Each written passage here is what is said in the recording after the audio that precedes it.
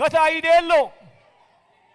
ఐదేళ్లలో చంద్రబాబు పాలనలో కేవలం తాను 32,000 గవర్నమెంట్ ఉద్యోగాలు ఇస్తే మీ బిడ్డ ఈ 58 నెలల కాలంలో ఏకంగా 2,31,000 ఉద్యోగాలు ఇచ్చినందుకు ఆ జగన్ను ఓడించాలి అని అడుగుతా ఉన్నా. ప్రతి పేద కుటుంబం ఎదగాలని, ప్రతి పేద కుటుంబం ఎదిగేలా ఏ స్కీము కూడా గతంలో బాబు ఏ స్కీము కూడా పెట్టనందుక బాబు కోసం ఆ జగన్ను ఓడించాలి అని అడుగుతా ఉన్నాను. ఈ సందర్భంగా